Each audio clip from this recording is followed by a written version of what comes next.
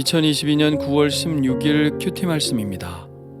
고린도전서 10장 1절로 13절입니다.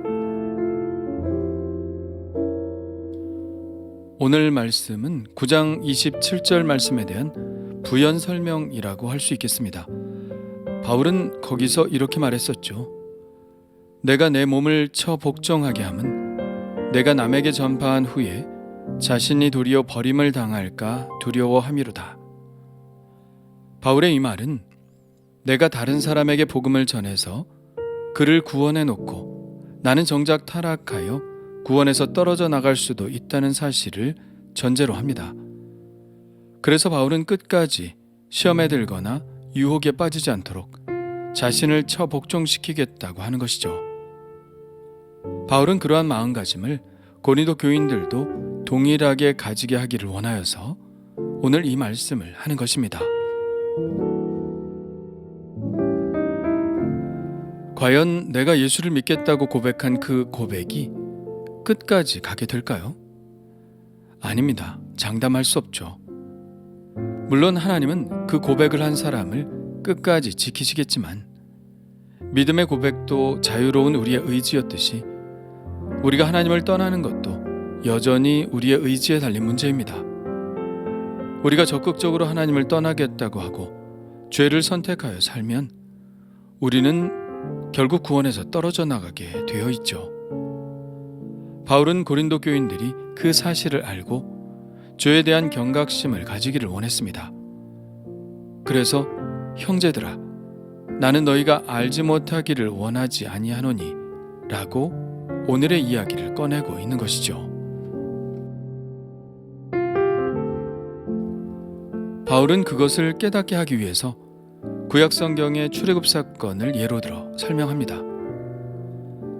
우리 조상들이 다 구름 아래에 있고 바다 가운데로 지나며 모세에게 속하여 다 구름과 바다에서 세례를 받고 다 같은 신령한 음식을 먹으며 다 같은 신령한 음료를 마셨으니 이는 그들을 따르는 신령한 반석으로부터 마셨음에 그 반석은 곧 그리스도시라. 여기서 구름 아래에 있다는 것은 구름 기둥을 떠올리게 하죠. 하나님의 임재와 보호하심 속에 그들이 출애굽했다는 것을 의미합니다. 그리고 바다 가운데로 지나며 바다에서 세례를 받았다고 말씀하고 있는데요. 이것은 바로 홍해의 구원 사건을 말하죠. 홍해의 구원 사건이 비유하는 것은 바로 세례입니다. 물로 세례를 받음으로 우리는 악한 마귀의 영향력으로부터 완전히 떨어져 나가 믿음의 광야 생활로 접어들게 되는 것이죠. 그리고 신령한 음식과 신령한 음료가 나오는데요. 이것은 하늘에서 내려온 만나의 사건과 모세가 바위를 쳐서 물이 흘러나오게 한 마사 혹 무리바 사건을 이야기하는 것입니다. 이스라엘 백성들은 그렇게 하나님의 특별한 사랑 가운데 하늘의 신령한 음식을 제공받아 살았습니다. 그렇다면 이것은 또 무엇을 비유하는 것일까요? 바로 우리가 받는 성만찬을 나타내는 비유죠. 그리스도인들이 세례를 받고 구원을 얻고 그리스도께서 당신의 몸을 주신 그 성만찬을 통하여 하늘의 신령한 음식을 먹고 있는 것이 바로 우리 그리스도인들에게 지금 일어나고 있는 일입니다. 그러나 문제는 그들이 끝까지 그들이 받은 구원을 지켰는가 하는 문제를 바울이 제기합니다. 그렇지 못했다는 것이죠. 5절입니다. 그러나 그들의 다수를 하나님이 기뻐하지 아니하셨으므로 그들이 광야에서 멸망을 받았느니라. 출애굽한 백성의 대다수는 가나안 땅에 들어가지 못하고 광야에서 죽었습니다. 전쟁을 하다가 죽은 것도 아니었습니다. 늙어서 자연사한 것도 아니었습니다. 하나님의 징벌을 받아 광야에서 멸망한 것이죠. 왜일까요? 그들이 광야에서 온전히 하나님을 따르지 못하고 그들의 믿음을 배반했기 때문입니다. 바울이 지금 이야기하고 싶은 것이 이것이죠. 출애굽한 백성들도 세례를 받고 성찬을 받은 사람들이다. 지금 우리와 같다. 그런데 그들 중에 다수가 하나님을 거역하여 멸망을 받은 것처럼 우리도 그럴 수 있다 하는 것입니다. 그것이 지금 우리 그리스도인들의 본보기라는 것이죠. 6절입니다. 이러한 일은 우리의 본보기가 되어 우리로 하여금 그들이 악을 즐겨한 것 같이 즐겨하는 자가 되지 않게 하려 함이니.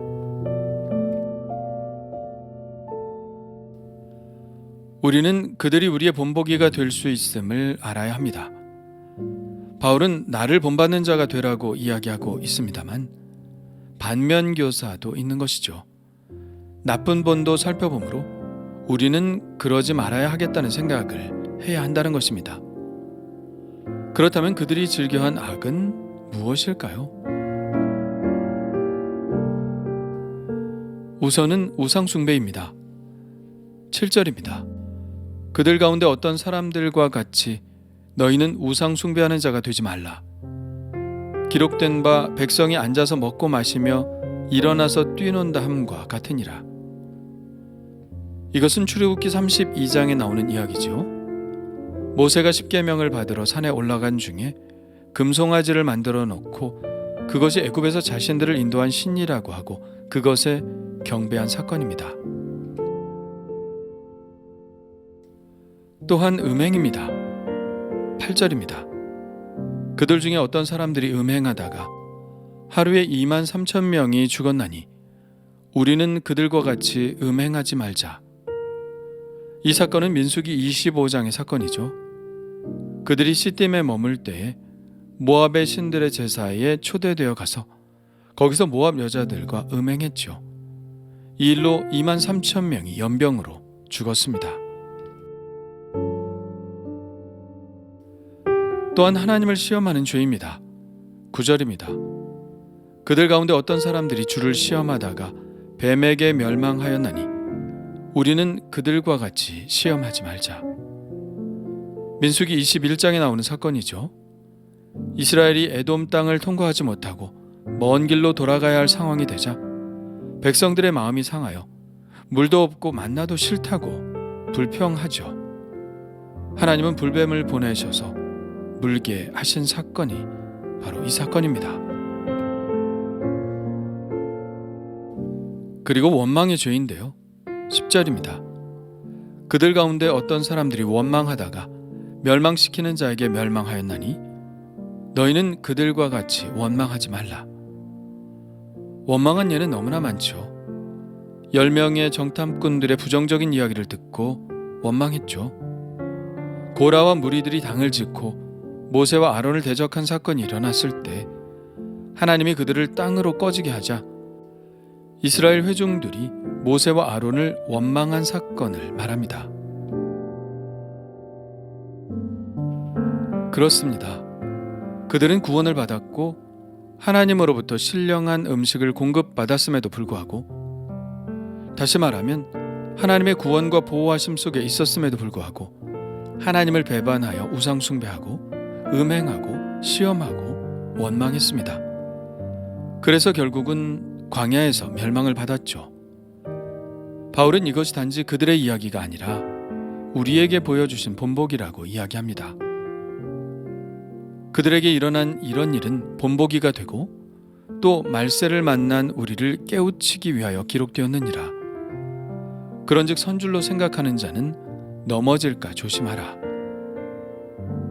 우리는 지금 선줄 알지만, 다시 말해서 하나님의 구원 안에 안전하게 있다고 생각하지만 우리에게 유혹과 시험이 올 때 우리는 그들과 같이 그렇게 행하지 않겠느냐는 것이죠. 그러니 우리는 이 말씀을 경계로 삼아 그러지 말자고 이야기하고 있는 것입니다. 바울이 말끝마다 우리는 그러지 말자고 이야기하고 있지 않습니까? 그들 가운데 어떤 사람들과 같이 너희는 우상 숭배하는 자가 되지 말라. 우리는 그들과 같이 음행하지 말자. 우리는 그들과 같이 시험하지 말자.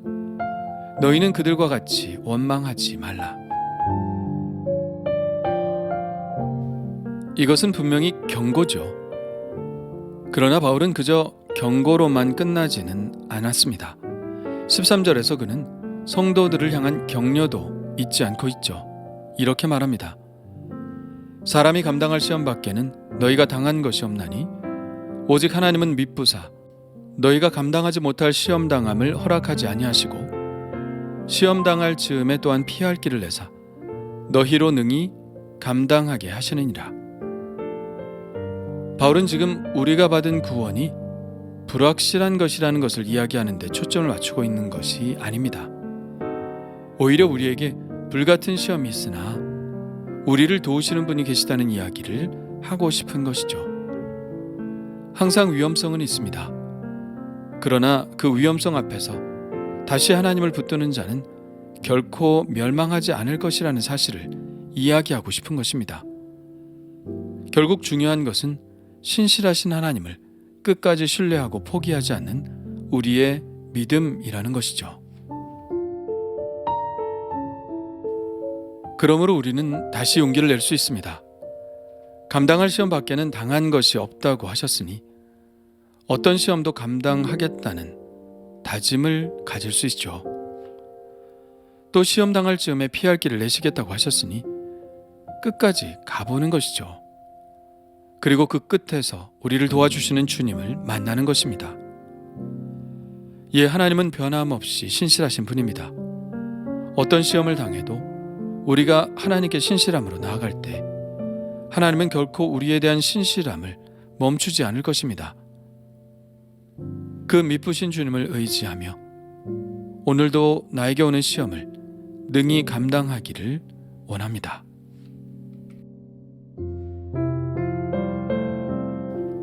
주님 감사합니다.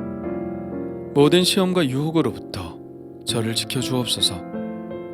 우상 숭배하지 않게 하시고 음행하지 않게 하시고 하나님을 시험하지 않게 하시고 원망하지 않게 하옵소서.